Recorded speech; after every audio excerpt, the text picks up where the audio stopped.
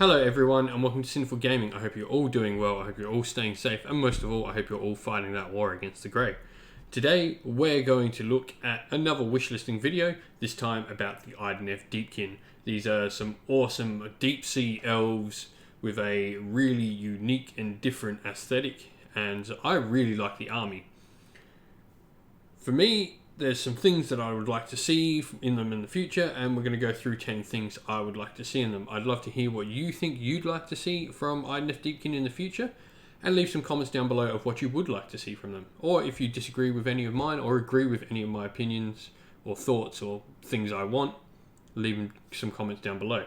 Anyway, let's crack on right into it. So, number one, I want the Thralls to have a 2-inch reach on their weapons. When their rules first dropped, Thralls looked amazing. All their rules, they look so good on the table, and they are really, really cool models. I think the one thing that hurts them the most is they're on 32mm bases with a 1-inch reach. This means those big blobs of 30 Thralls just don't put out the damage that they have the potential to because their base sizes restrict them. And they've got big, giant, two-handed weapons. I think they should have a 2-inch reach. If they had a 2-inch reach, I think Thralls really become a viable option to actually be a damage output unit within the Idoneth Deepkin army. They do a lot of damage with 10-man units as it is, but if you increase that and give them that little bit more potential, I think we might actually start seeing them in lists more if they had that 2-inch reach. Go on to my second point. I would really like to see a heavy cavalry unit for the Idoneth, and what I mean by that is not the eels. Like, I get the eels are on, the eels quite aren't heavy cavalry, are they?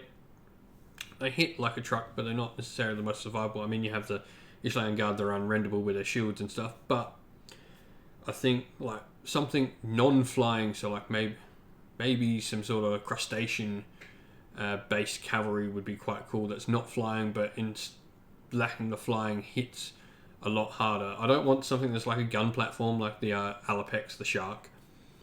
I want like a heavy, still 3-man unit size, or maybe even 2-man unit sized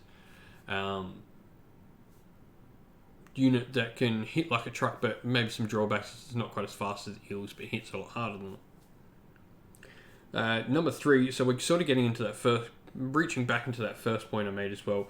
I want to see some points adjustments to really help list viability and see a bigger variation in lists. I think Idoneth Deepkin are probably the poster boy for one list is the army. That's not to say there aren't other lists and people don't use other units, but you generally at an event will see eels in either 9 to 21 in some variation, and there's a little bit of Thralls and Reavers put in there with some characters. And at the moment you're starting to see some Alapexes thrown in there as well. At least I know in my local my country's meta, like Alapexes are a thing. There's certain people who love running Alapexes. But they're becoming a little bit of a thing. But you've seen that come because of points adjustments, that the Alapex is now a viable option. I think if we make some more changes around the place, we can see other things start to become more viable and start to be able to be brought into the fold of the army and be taken a lot more.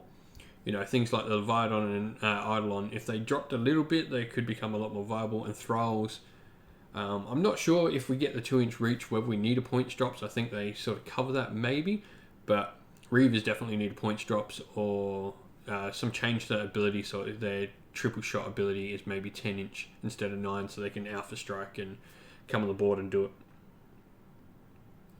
it. Point number 4 is I'd like to see different mount options for the kings. So, and probably the heroes as well. We'll add that into the here as well.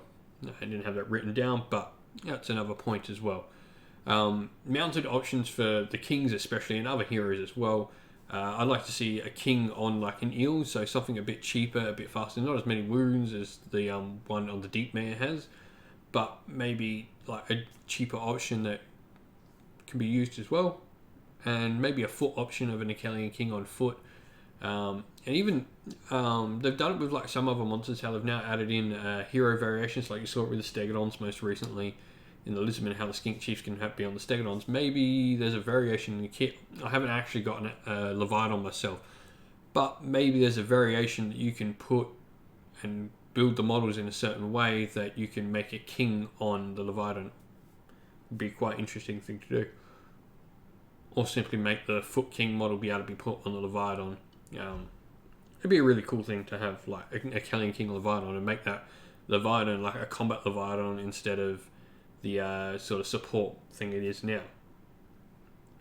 5. Now, the Idoneth Deepkin came out just as Malign Portents was sort of in flow.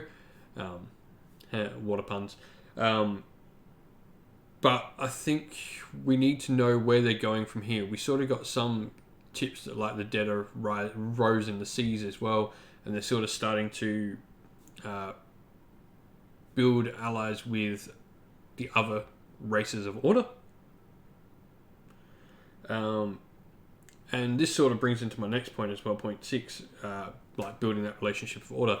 We really need to see how they're building that relationship, if they are going to actually want to build it and increase it, or if in fact they're sort of using the other races of Order, but how the Idoneth Deepkin are going to be going forward. We need to see what they're going to do, what is their motives going forward. And that sort of continues on into my point 8 as well, going forward. We've got Teclis coming back in the Lumineth Realm Lords, so we obviously know the Idoneth were his first project, and they are not fond of Teclis, and Teclis sort of likes to pretend they don't exist. I think that relationship between the Idoneth and the Lumineth is going to be a really interesting part that we can really, really delve into and have a good lot of lore and sustenance to actually make a cool story out of. I think it's going to be quite interesting to see how the two interact with each other, especially how Teclis interacts with the Lumineth the Idoneth as well. Point number 8.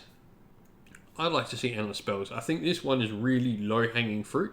There's so many like easy options for cool Idoneth endless spells. Like you could do things like I've got probably a few ideas. You've got obviously a tidal wave. That's just so simple. Just right there is a tidal wave. Something like Suffocating Grave Tide or that on like a larger base and a tidal wave, and that can be the wall. You've obviously got maybe the idea of summoning like swarms of like carnivorous fish. I imagine like a piranha swarm or something like that. Would be cool. Or even imagine something like corals that buff your army. So imagine like, I don't know, summoning like some sort of like sea anemone.